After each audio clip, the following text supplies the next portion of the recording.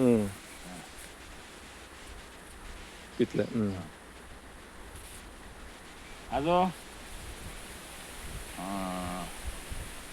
ದೊಡ್ಡ ಗಿಡ ಅದಲ್ರ, ಹಾಂ ಅದು ಹಲ್ಸಲ್ಲ, ಹಾಂ ಅದು ಹಲ್ಸಲ್ಲ. ಅಲ್ಲ ಅಲ್ರ, ದಪ್ಪದು ಚಕೋತ ಹಣ್ಣು ಥರ ಬಿಡ್ತದಲ್ರ, ಹಾಂ ಹಾಂ ಹಾಂ ಅದನ್ನ ಜ್ಯೂಸ್ ಮಾಡ್ತಾರೆ, ಹಾಂ ಹಾಂ. ಜ್ಯೂಸ್ ಯೂಸ್ ಮಾಡ್ತಾರೆ ಅದ.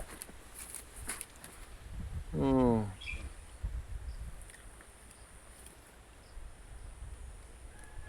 ಇವಾಗ ನಿಮ್ಮ ಹತ್ರ ಇರೋದು ಎಷ್ಟು ಹಣ್ಣಿನ ಗಿಡ? ನನ್ನ ಹತ್ರ ಒಂದು ಎರಡು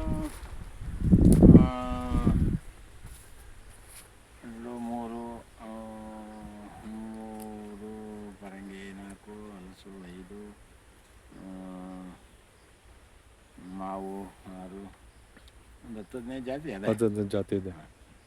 ಅದೇ ಸಾಕು ಸರ್, ಮನೆಗೋಸ್ಕರ ಅಷ್ಟೇ ಇಲ್ಲ, ಸಾಕು. ಇನ್ನೂ ಅವೇ ತರ್ತೀನಿ. ಹ್ಞೂ ಅದು ವರ್ಷಕ್ಕೆ ಏನೇನು ಹೊಸದು ಹಾಕ್ತಾ ಇರಬೇಕು. ಹಾಕ್ತೀನಿ ಮಧ್ಯ ಹ್ಞೂ ಇದನ್ನ ಇದು ಮಾಡ್ತೀನಿ. ಇವಾಗ ಇದು ಕಾಫಿ ಗಿಡದು ಜಾತಿ ಯಾವ್ದು ಸರ್ ಇದು?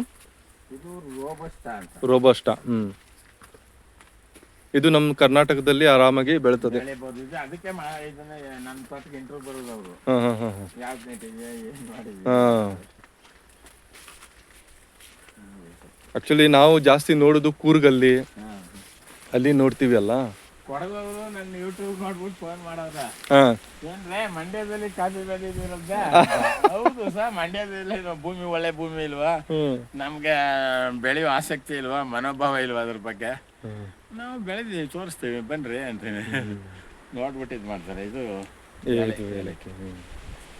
ಅದು ಸರಿಯಾಗಿ ಸರ್ವಿಸ್ ಮಾಡಲಿಲ್ಲ ಬಿಟ್ಟು ಅದೆಲ್ಲ ಕ್ಲೀನ್ ಮಾಡಿಸ್ಬಿಟ್ಟು ಗೊಬ್ಬರ ಕೊಡಿಸ್ತೀನಿ, ಕುರಿ ಗೊಬ್ಬರ ಒಂದೊಂದು.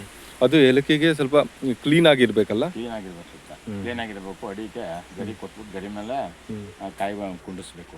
ಅದೆಲ್ಲ ಕಾಯಿ ಏಲಕ್ಕಿ ಕಾಯಿ ಹೂ. ಅದು ಕೆಳಗಡೆ ಇನ್ನೂ ಒಂದು 10 ಗಿಡ ಅವೆ.